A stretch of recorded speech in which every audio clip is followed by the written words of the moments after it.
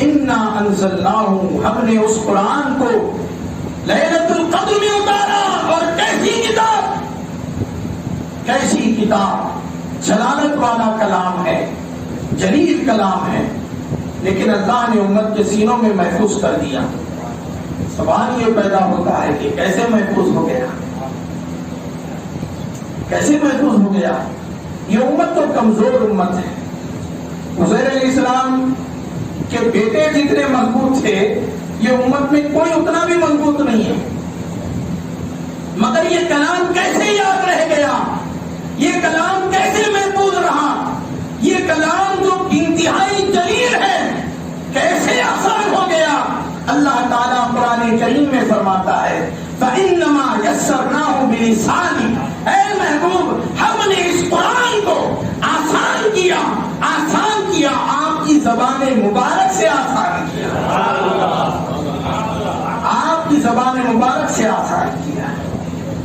قرآن کا نزول حضور پاک صلی اللہ علیہ وسلم کے قلب اطہر پر ہوا. وہ سارا جلال، ساری ہیبت اور سارا بھاری پن قرآن کریم کا جو تھا، حضور پاک صلی اللہ علیہ وسلم نے اپنے اندر اس کو سما لیا اور پھر امت کو اپنی زبان مبارک کے ذریعے سے جو سنایا وہ بالکل آسان کلام تھا. جیسے موبائل چارج کرنے کے لیے چارجر کا استعمال کرتے ہیں سمجھانے کے لیے. چارجر کیا کرتا ہے؟ کرنٹ کا سارا لوڈ اپنے اوپر لے لیتا ہے. موبائل کو اس کی حیثیت کے مطابق اس میں چارجنگ ہوتی ہے. آج سے 1400 سال پہلے اگر یہ بات سمجھانے کو کہی جاتی تو مشکل ہوتا، لیکن آج یہ بات بہت آسان ہے کہ کیسے بھاری چیز کمزور کو دے دی جاتی ہے اور اس کے اندر کیسے کسی چیز کا استعمال ہوتا ہے. اللہ کی قدرت سے اللہ تعالیٰ نے قرآن کریم کو حضور پاک صلی اللہ علیہ وسلم کے قلب مبارک پر اتارا.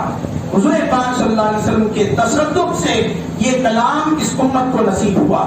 اے مسلمانوں، ایسا کلام ہمیں دیا گیا، ہم اس کلام کو کیسے چھوڑ سکتے ہیں؟ ایسی کتاب کو کیسے چھوڑ سکتے ہیں؟ اتنی مبارک کتاب ہے، اتنی مبارک کتاب ہے. اللہ نے پچھلے نبیوں کی ولیوں کو بھی نہیں دیا تھا. ہم گناہگاروں کو عطا ہوتے، ہم گناہگاروں کو عطا ہوتے. اور کیسی کتاب؟ ایسی کتاب کہ اس کے اندر توریت بھی سمائی ہوئی ہے، انجیل بھی سمائی ہوئی ہے، زبور بھی سمائی ہوئی ہے. اچھا، کتاب کا تصور آتا ہے تو کتاب کتنی ہوتی ہے؟ یہ موٹی کتاب کہتے ہیں. تھوڑا سا بدلا ہو جائے تو اس کو رسالہ کہتے ہیں. رسالہ کہتے ہیں.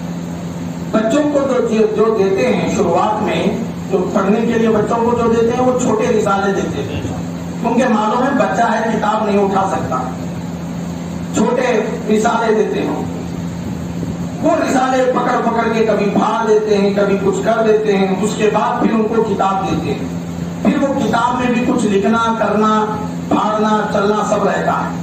اس کے بعد جا کر جیسے جیسے عمر بڑھتی ہے اور حیات بڑھ جاتی ہے، عمر بڑھ جاتی ہے، وہ صلاحیت آ جاتی ہے، سوجھ بوجھ بھی مضبوط ہو جاتی ہے. اب کتاب کی اہمیت بھی معلوم ہو گئی اور کتاب کو پکڑنے کی صلاحیت بھی آ گئی. اب موٹی موٹی کتابیں بھی دے دیتے ہیں.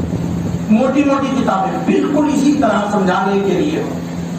شروعات میں جو اللہ نے زمین پر اپنا کلام اتارنا شروع کیا تھا صحیفوں کی شکل میں تھا. حضرت شیس علیہ السلام، آدم علیہ السلام کے جو بیٹے تھے، روایات میں آ کر ان کو 50 صحیفے دیے گئے تھے. 50 صحیفے، بالکل صحیفے، بالکل پتلے پتلے، چھوٹے چھوٹے.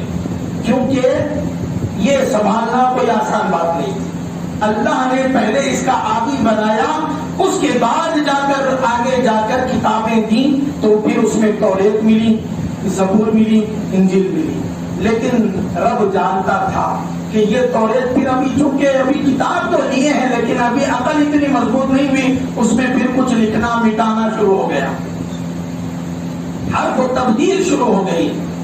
جب یہ انسان اس بات کا حامی ہو گیا کہ کتاب کو سنبھالے اور اس کی حفاظت کرے تو پھر اللہ تعالیٰ نے اس دنیا پر قرآن پاک کا نزول فرمایا. قرآن پاک کا نزول فرمایا اور ایسا نزول فرمایا کہ میں آپ کو سمجھانے کے لیے قرآن پاک کی اہمیت کو سمجھانے کے لیے قرآن پاک عربی زبان میں 1400 سال پہلے جو زبانیں تھیں، آج کوئی زبان آپ بتائیے، نہیں بتا سکتے آپ، سوائے عربی زبان، سوائے عربی زبان 1400 سال پہلے جیسی بولی جاتی تھی آج بھی ویسی ہی بولی جا رہی ہے۔ اگر کوئی اس کو ہٹ کر بولے گا تو کہیں گے کہ نہیں یہ دیہاتی زبان بول رہا ہے، یہ فصیح زبان نہیں بول۔ 1400 سال پہلے بھی پانی کو ماں کہتے تھے عربی میں، آج بھی پانی کو ماں کہتے ہیں عربی میں۔ ایک بات، دوسری بات یہ ہے کہ زمانے کے ساتھ ساتھ ہر زبان دوسری زبان میں مل جاتی ہے، ہر زبان دوسری زبان کی محتاج ہوتی ہے۔ کوئی کتنا بھی بڑا اردو کا پرفیکٹ رہے اور وہ قسم کھا لے کہ بھائی میں اردو ہی زبان استعمال کر دوں گا، اردو کے سوا کوئی لفظ استعمال نہیں کروں گا، تو پھر آپ بولیں گے ٹھیک ہے بھائی آپ فریج کھولیے کو مکمل اردو میں بولیے، یہ فریج ہے، یہ فریج ہے، اس کو مکمل اردو میں بولیے، تو وہ مکمل اردو میں نہیں بول سکتا۔ کیوں نہیں بول سکتا؟ یہ اردو ہے، فریج انگلش ہو گیا، فریج انگریزی لفظ ہے، اب فریج کا بدل اردو میں نہیں مل سکتا۔ اردو کا کتنا بھی ماہر رہو لیکن وہ جو الفاظ انگریزی سے آئے ہیں وہ انگریزی کا محتاج ہے، وہ انگریزی کا محتاج ہے۔ اس طرح انگریزی میں بھی کئی الفاظ باہر سے آئے ہیں، جیسے عربی میں زمین کو کیا کہتے ہیں؟ ارض، انگلش میں بھی ارض بولتے ہیں۔ اب یہ جو انگلش میں جو ارض لیا گیا یہ عربی سے ہی لیا گیا ہے۔ قربان جائیے 1400 سال پہلے کا لفظ ہے لیکن آج انگلش اس کو قبول کر رہی ہے۔ یہ اللہ کا معجزہ ہے کہ اللہ نے جب قرآن پاک میں زمین کو ارض کہہ دیا تو اب کوئی اور اس کا بدل نہیں لا سکتا اس کے لیے۔ تو قصہ مختصر، ہر زبان دوسری زبان کی محتاج ہوتی ہے لیکن وہ زبان جو کسی زبان کی محتاج نہیں، وہ زبان جو قیامت تک بے نیاز زبان ہے، کوئی شے، کوئی آلہ، کوئی مشین، کوئی زبان والا تیار کرے، انگریز تیار کرے، فریج دوسرے بنا لیا، نام بھی فریج رکھ دیا، لیکن جب عربی والے کے پاس جائے گا تو عربی اس بات کی صلاحیت رکھتا ہے کہ اس کا اپنا نام عربی میں رکھ سکے، اپنا نام عربی میں رکھ سکے۔ تو محترم بزرگوں اور دوستوں، خاص طور پہ نوجوان یہاں پر بیٹھے ہیں، ان کے لیے میں یہ بات ان کے ذوق کے لیے کہہ رہا ہوں کہ قرآن پاک کو عربی میں اللہ نے نازل کیا، اور یہ قرآن پاک کا معجزہ ہے کہ قرآن کی زبان کو اللہ نے ایسا محفوظ کیا کہ اس کو کسی اور زبان کا محتاج نہیں رکھا۔ قیامت تک ممکن ہے ہماری اردو زبانوں میں تحریف ہو جائے، ہندی زبانوں میں تبدیلی آ جائے۔ سریانی زبان 1400 سال پہلے بولی جاتی تھی لیکن آج سریانی زبان نہیں بول سکتے۔ کوئی کتنا بھی بڑا پکا انگریز رہو، اس سے اگر پوچھے بائبل کون سی زبان میں تھی، سریانی زبان میں تھی، پھر بتاؤ سریانی زبان میں بائبل نہیں بتا سکتا۔ لیکن الحمدللہ کوئی مسلمان سے پوچھے کہ تمہارے نبی کو کتاب کون سی زبان میں ملی، عربی میں ملی، اور یہ عربی زبان میں ہی آج بھی موجود ہے اور یہ قیامت تک محفوظ رہے گا۔ تو محترم بزرگوں اور دوستوں، ایسا محفوظ کہ بولنے کے انداز کو بھی نہیں بدل سکتے۔ لوگوں نے سازشیں کر کے ناموں میں تحریف کر دی، ابراہیم کو ابراہیم کر دیا، لیکن جب قرآن پڑھیں گے تو ابراہیم ہی پڑھیں گے، قرآن مجید پڑھیں گے تو ابراہیم ہی پڑھیں گے، اور دنیا کے سارے مسلمان جانتے ہیں کہ یہ ابراہیم ہے، ابراہیم نہیں، ابراہم نہیں ہے، یہ ابراہیم ہی ہے۔ کیوں ہے بھائی؟ تجھے اس کا کیسے یقین ہے؟ تو یہ کہے گا یہ لفظ مجھے قرآن نے سکھا دیا ہے، یہ لفظ مجھے قرآن نے دے دیا۔ اور ایک قرآن کا معجزہ بات کرتے ہوئے آگے کی طرف لے چلتا ہوں میں کہ قرآن کا مطلب کیا ہے آپ کو معلوم؟ قرآن کا مطلب ہے جمع کرنے والا۔ قرآن کا مطلب کیا ہے؟ جمع کرنے والا۔ تو یہ جمع کرنے والا یہ نام کے حساب سے کیا ہے؟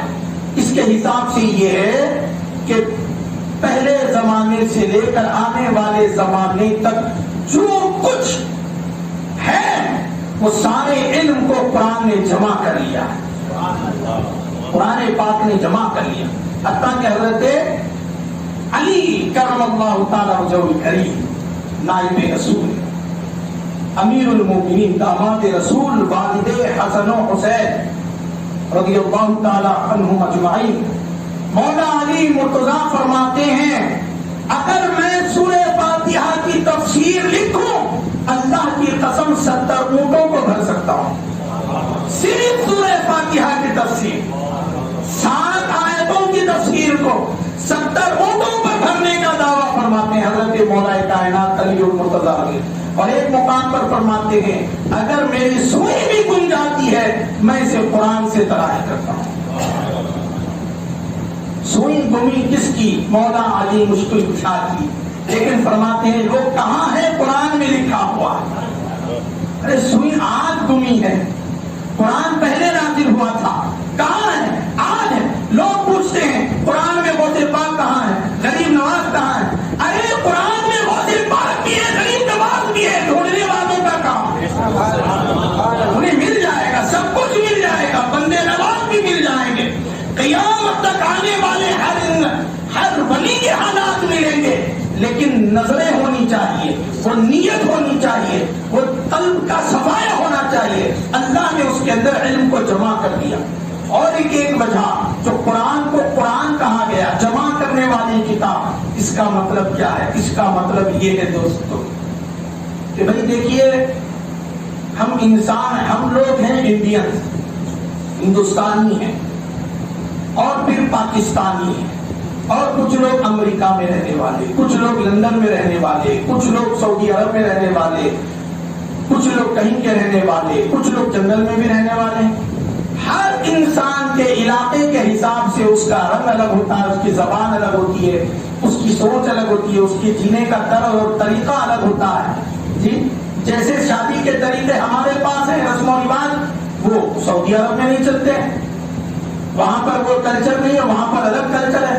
امریکہ کا کلچر الگ ہے، لندن کا کلچر الگ ہے، لیکن وہ کتاب جو لندن والوں کو، امریکہ والوں کو، سعودی عرب والوں کو، پاکستان والوں کو، طالبان والوں کو، ہندوستان والوں کو، شرق سے لے کر غرب تک پوری دنیا کے انسانوں کو ایک مذہب پر جمع کر سکتی ہے، وہ تو قرآن ہے، وہ قرآن پاک ہے۔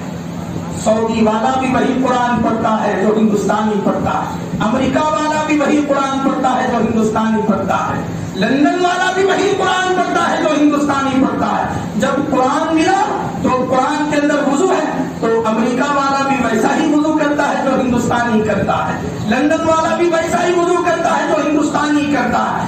ہر مسئلے میں، حلال و حرام کے مسائل میں، عبادات کے مسائل میں، حج کے مسائل میں، ذکر و اذکار کے مسائل میں، اوراد کے مسائل میں، اور قرآن پاک کو پڑھنے کے مسائل میں جو تلاوت کے جو انداز ہیں، جو طریقے ہیں، پوری دنیا کے مسلمان ایک ہی طریقے پر چلتے ہیں۔ ہم دیکھتے ہیں حبشہ کے قاری صاحب ہیں، افریقہ کے قاری صاحب ہیں، افریقہ کے قاری صاحب اگر بیان کریں گے ان کی زبان ہم نہیں سمجھ سکتے، لیکن قرآن پڑھتے ہیں تو ہم پتا کر لیتے ہیں کون سی سورہ پڑھ رہے ہیں، کون سی آیات پڑھ رہے ہیں، کیسے پتا چل جاتا ہے؟ اس لیے کہ ہم جانتے ہیں ان کا رنگ الگ ہوگا، ان کی نسل الگ ہوگی، ان کا ملک الگ ہوگا، ان کی بھاشا الگ ہے، لیکن قرآن وہی ہے جو ہم پڑھتے ہیں۔ تو یہ قرآن ہے، جمع کرنے والی کتاب ہے۔ تو ماشاءاللہ سے اگر چاہتے ہیں مسلمان دل بھی ایک ہو جائے تو قرآن کے نام پر ایک ہو جائے، دل بھی ایک ہو جائے تو قرآن کے نام پر ایک ہو جائے، مسائل ختم ہو جائیں گے۔